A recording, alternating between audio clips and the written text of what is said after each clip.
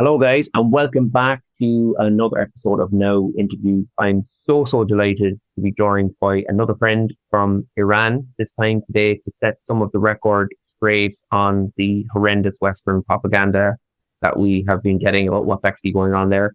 She is an assistant professor in the University of Tehran, and her name is Setareh Sadeqi. Setareh, thank you so much for joining me today. Thank you, Todd, for having me for this Uh, conversation. that's the sound of somebody who feels like I've made a decent attempt at saying their name. I always know what that kind of voice is afterwards. Um, That's a good job. You did a good job. I know yeah. it's difficult for now, but yeah. Well, you see, like I have a very difficult to pronounce name myself, so I mean, I feel the struggle, I suppose. The thing that combines us is that English people and Americans will get both our names wrong. I think that's what probably binds us That's together. true.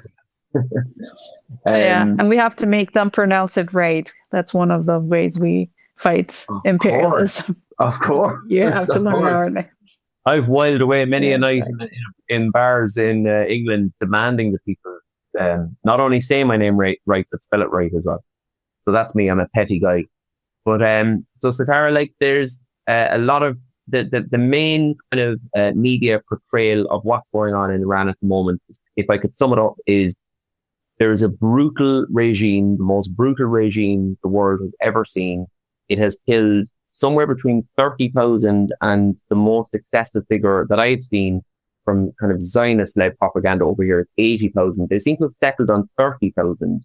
There was a Time magazine article that quoted the figure of 30,000. It also quoted two other figures in that article, actually. And then at the end it said, but we actually don't know.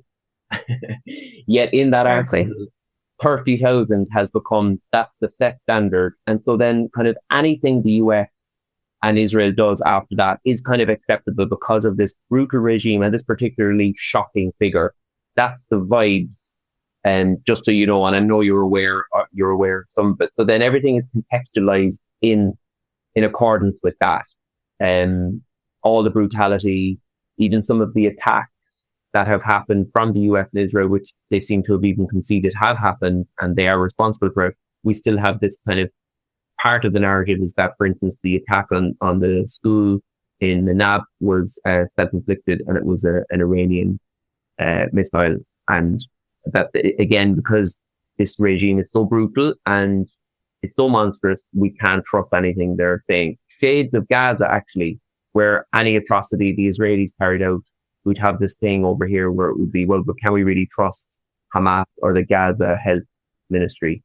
So any of that nonsense that I've just thrown out on the table, would you like to address any of it? Or maybe just give us a sense of what it's like to be in Iran right now when you're at war against these brutal imperialist powers? Yeah, sure. Um, I mean, there's so many to unpack here. It's so much to unpack here. And I will try to do as much as I can.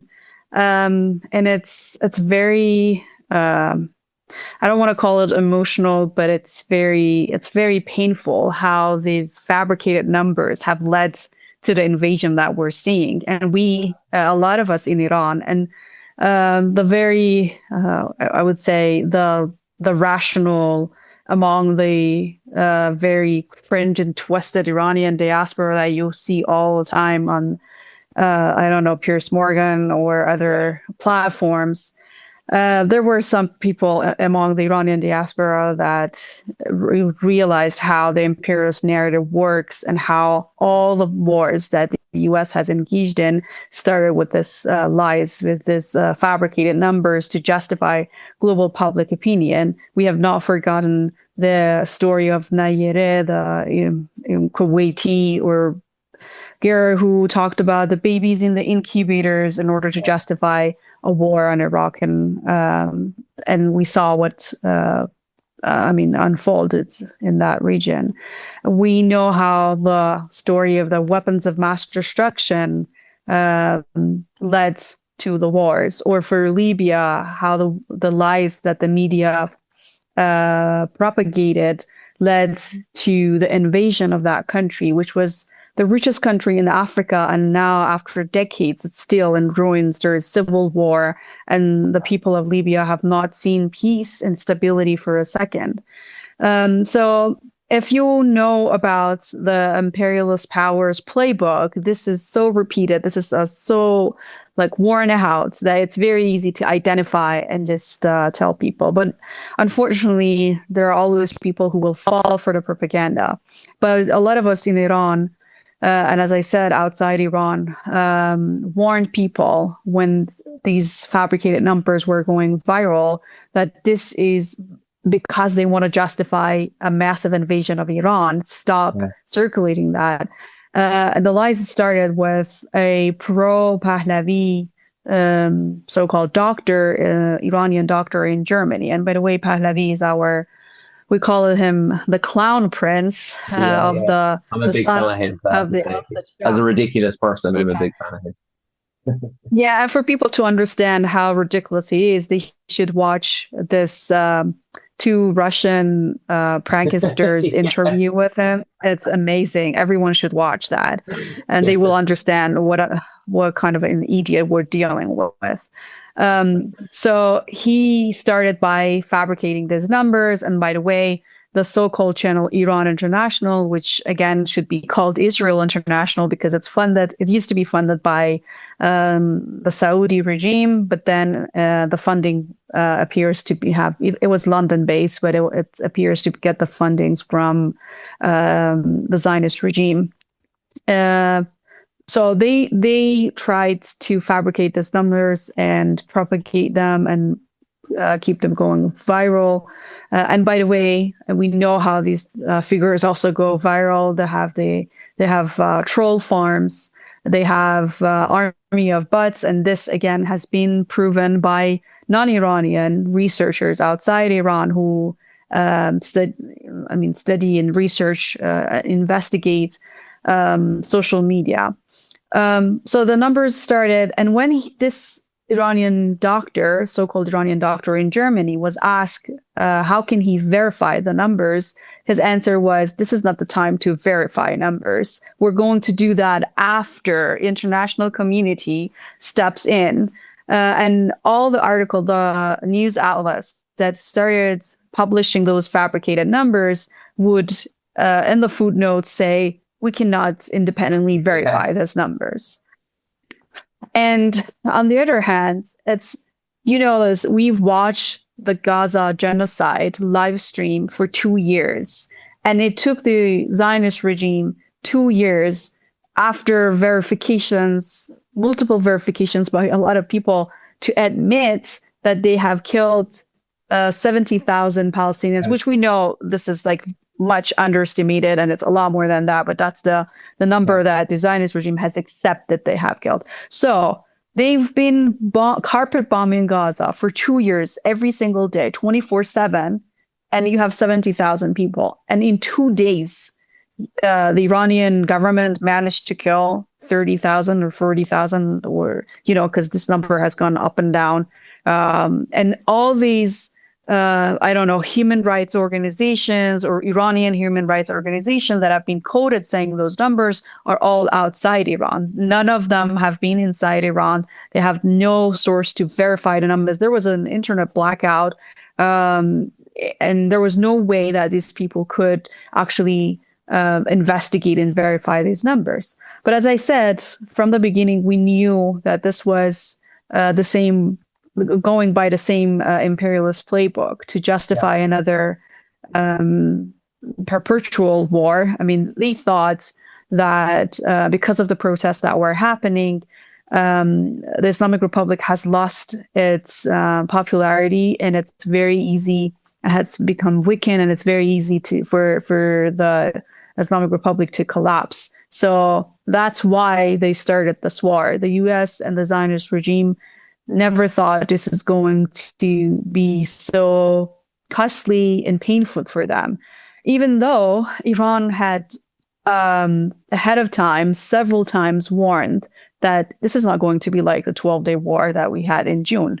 If this time you attack us, if you start a war on Iran, Iran is not going to engage, just limited strikes and just respond proportionately. We're going to start attacking all U.S. and Zionist regimes' interest in the region. Even the Persian Gulf states have been warned about it. All the countries that could be impacted were warned that if you give your airspace, if you're hosting these occupation bases by the United States, and if you're allowing them to be used in order to attack Iran and kill Iranians, then we're going to respond. And even by international law, those occupation forces are going to be considered U.S. soil. It's not Qatar soil. It's not UAE soil. This is exactly U.S. soil, and we have every right to defend ourselves and to prevent, more attacks coming from them. And so Iran is doing exactly what it said it would do. There should be no surprise for people. And I mean, there's a lot more to come, of course, because we're not going. This is an existential war for us too, and we're not going to stop until we're sure that the Zionist regime and the U.S. will withdraw from this region. And because I'm talking to people here, and no matter which, where on the political spectrum they stand or how supportive of the government they are, what they all say is that we have to finish at this time, because imagine we go for a so-called ceasefire. Within a couple of months, within a few months, the Zionist regime is going to start attacking us again. And we don't want that to happen. We want to finish this once for forever. And with the Zionist regime and the Epstein class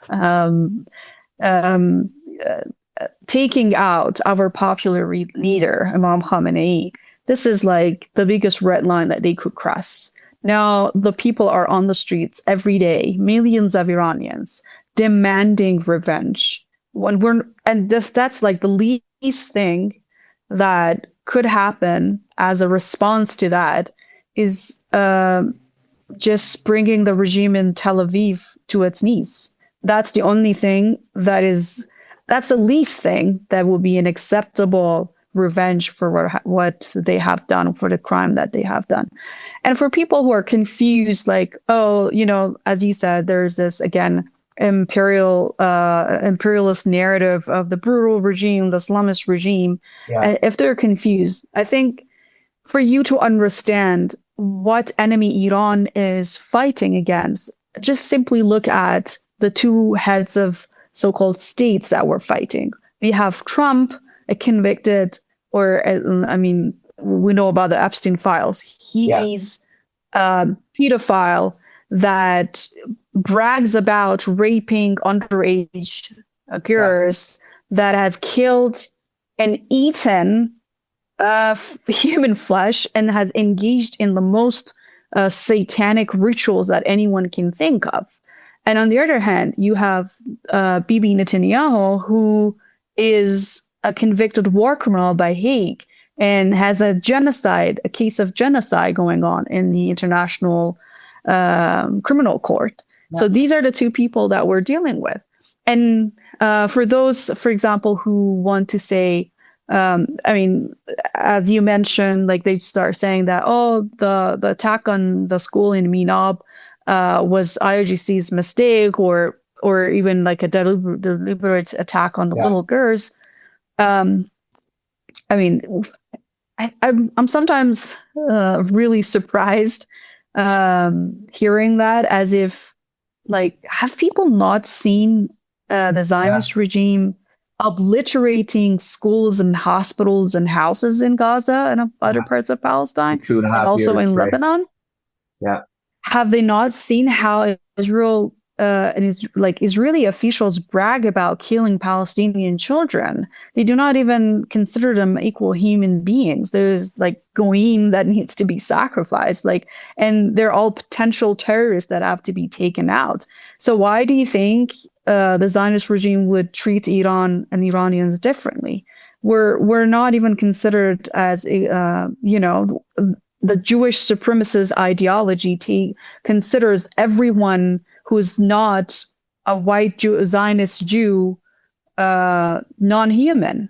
And a legitimate target for attempts to massacre.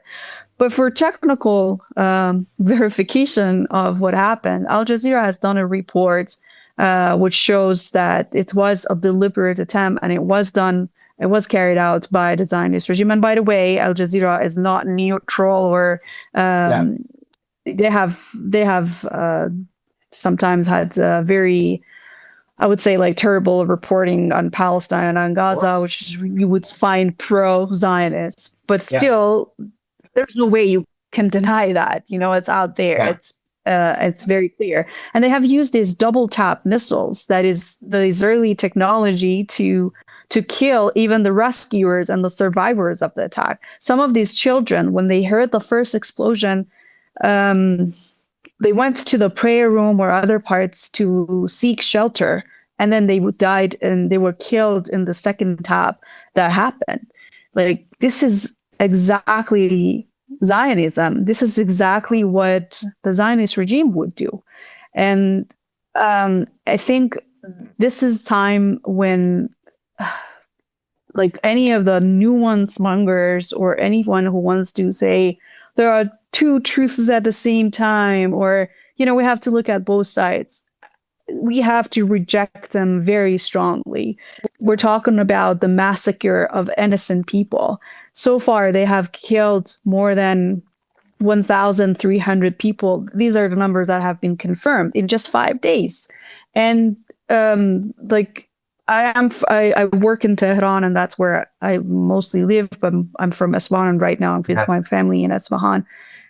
Just watching the images of all these places that, we would hang out, like the cafes, the bookshops, I don't know, just the streets getting obliterated by the carpet bombing of the Epstein regime is very painful. It's very sad. And if it was actually about a brutal regime, I think you have plenty of monarchies and actual brutal regimes in the region that would have come under attack by the US long ago. I mean, at this time, I think it's just ridiculous talking about or thinking that there is any chance that the United States and the Zionist regime actually cared about democracy and freedom or liberation. We have the Saudi regime, where there are no elections, where women have been oppressed for a long time. But because MES is on the Epstein files, nothing happens. Or the UAE, you have all these,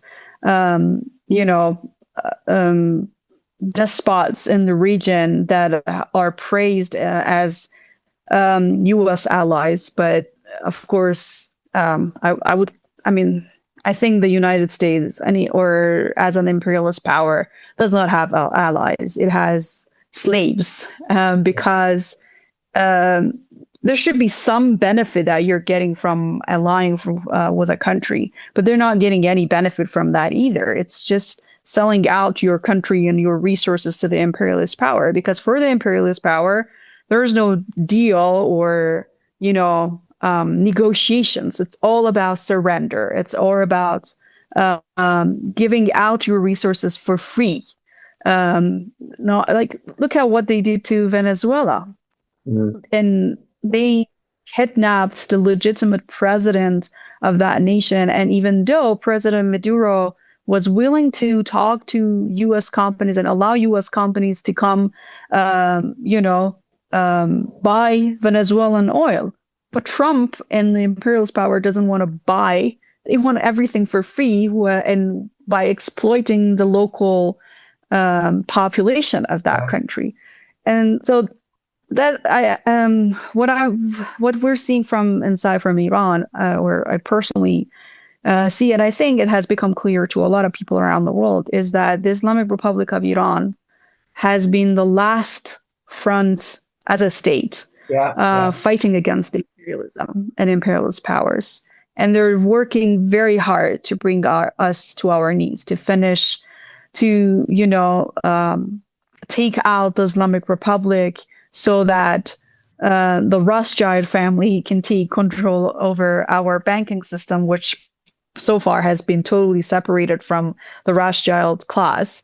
And they want to be able to exploit and plunder our oil for free.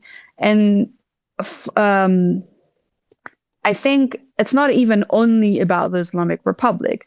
Even if there was, for example, a secular government that was anti-imperialist and wanted to keep the integrity of our country, still they would be fought. I mean, the 1953 coup against the democratically elected Mossadegh, we were still, we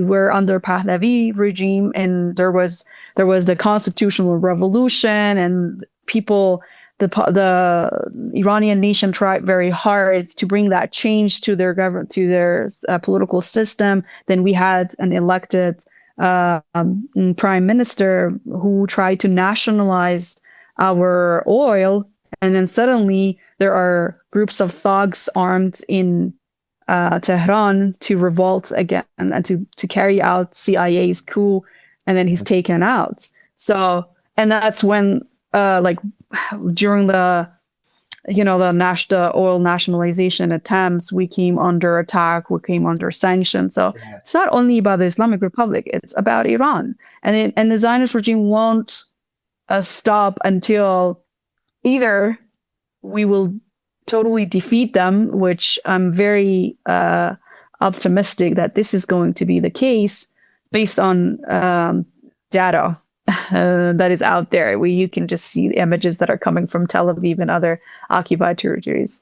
Or the Zionist regime will balkanize the country and create perpetual chaos, so that then this settler colonial project will continue going on without any challenges. Because, as I said, so far, we're as a state, the Islamic Republic is the only government that is paying every price to protect, for the Palestinian cause, but also for the integrity of the and sovereignty of our own country. So I think if people know history and they have read the imperialist playbook, it's very obvious who's on the right side of history. Yeah. And this is the fight the Iranians have proudly taken it for on behalf of the entire world, on behalf of any free nation that wants to give a lesson to this imperialist power. I mean, the United States has never experienced in its history since the Second World War what it's experiencing right now. No one has ever taken, for example, American fighter jets down. No one has ever targeted American interest in the region. Iran is doing that. The first time that we did that was in response to the assassination of our popular General Qasem Soleimani, the attack on Ain al-Assad base in Iraq, which, by the way, the Americans were like, oh, there were no casualties, nobody died, nothing happened. But then over time, we know how many of the occupation forces were actually targeted. The same with now. I mean, they're denying and they're not telling us the truth about the number of, for example, American forces being killed and coming under attack, because the public opinion inside America would start turning against it. Which, I mean, there are some protests, but still it's far, far less than what it should actually be. Yeah. I'm not very surprised, because the Epstein files were out, and you're not seeing much happening within the United States. You know what I mean? Like, we cannot underestimate the impact that media and propaganda can have. But yes, this is going to take a long time if the U.S. does not withdraw from the region. So there's so much there that I would like to unpack in response to your unpacking. And like you set out the 30,000 people hopes, I think, is the best way to describe it, so well. And it's just worth noting that the mainstream media in the West, it's not just kind of lunatics online. I've been quite shocked, because, again, like you, I've spent the last 2.5 years, not just watching, but I would say campaigning and trying to, hopefully enlighten people about how these regimes just lie. And that's what they do. They have to lie. They manufacture consent to kill people, to dehumanize people. And as you quite rightly say, that is imperialism. First you dehumanize and then you try to exterminate them. And that's what happened to the Irish, and it's what happened to the Algerians, and it's what happened to any colonized people anywhere.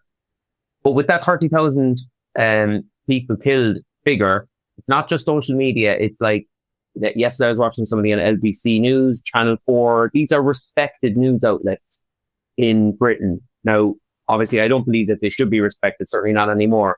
But this is establishment media using this figure. And I think that's, I'm so glad that you said what you said. And I'm going to do my little bit to make sure that it's countered, because this is, as you quite rightly said, this is the figure, this is the hoax that is at that underpins all the violence and atrocities that we see afterwards.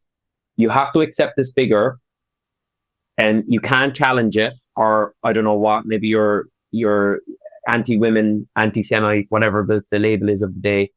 You have to accept this figure, and then all what happens afterwards is contextualizing that. So it's very important for people to know that this is what the Zionists do. They put out a lie and they repeat it enough times that it becomes the truth itself. And the other thing I wanted to touch on that you might say more for us is, and I was imagining this myself, because as you say again, for Iran to allow a ceasefire to happen the last time, I mean, from my perspective as an outsider, it seemed like Tel Aviv was being absolutely battered. And suddenly after 12 days, Donald Trump called a ceasefire and got Tel Aviv and got the Israelis out of a hole because they didn't have the staying power for the onslaught. And if they do that this time, and if we've now had two ceasefires and, two negotiations, we're in the midst of talks, that like I was saying to you at the start, it just cracks me up when people say, and people in official positions say, Iran needs to get back to the negotiating table. Now, I'm old enough to remember that twice in the last 12 months, Iran was at the negotiating table. It also had a nuclear deal with Trump that he ripped up. So why on earth would Iran seek to go back to a negotiation table? Like, it's just, as you say, I cannot believe that the mainstream Western media is so either deliberately just trying to gaslight people, or maybe they're just so stupid they don't see it themselves. But my point is, you say you're in an existential war because you can't now go back to seeking a ceasefire because you don't trust the Epstein regimes, and you just know you're going to be in this possession again in a couple of months' time. What does it feel like to be in an existential war? I mean, your defiance comes through the camera, but it also must be terrifying, no? To be like, this is a us or them effective war. And that's the way it feels. We're all anti-imperialist. And I just want to say, everyone I'm speaking to at the moment, at this point, I've got a few friends in Iran and Lebanon, like people who are anti-imperialist from the comfort of their own homes support you, but we don't feel that terror. We're not in the firing line of the most brutal regimes the world has ever seen, in my opinion, but you guys are. Like, how does that feel? It's terrifying. I mean, the moment I received the news of the assassination of our leader on the TV, it took me at least 24 hours to start being able to process what's happening and what's going to happen to the country.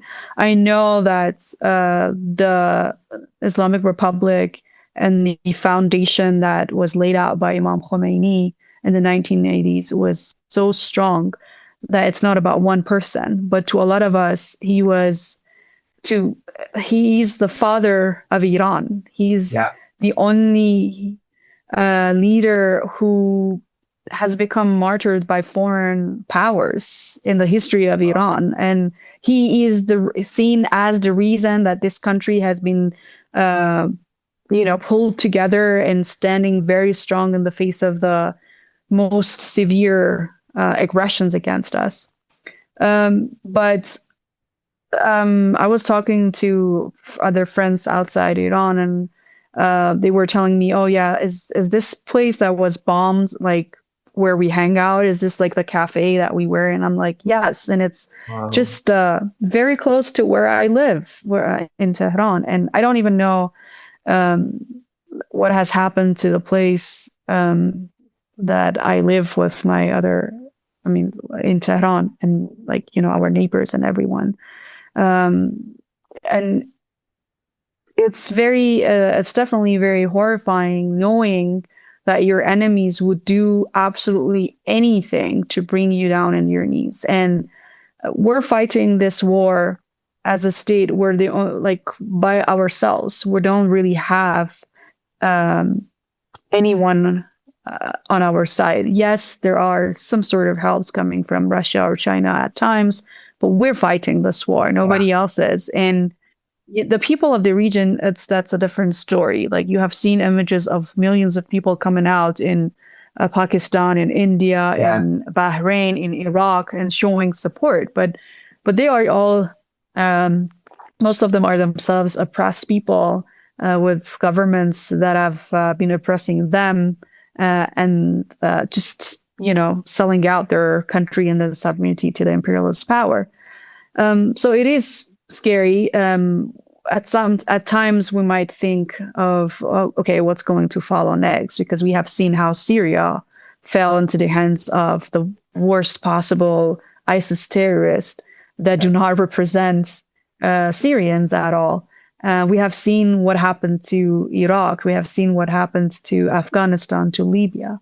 And somewhere in the back of our mind, we're always like, I think it comes to our mind, what if we have the same fate? But then when I look at the strong army that has been built over many years, the very advanced technology that we have developed all by ourselves, the missiles, I think a lot of people might not really understand that any missile that actually hits the target in Tel Aviv and occupied territories has to pass through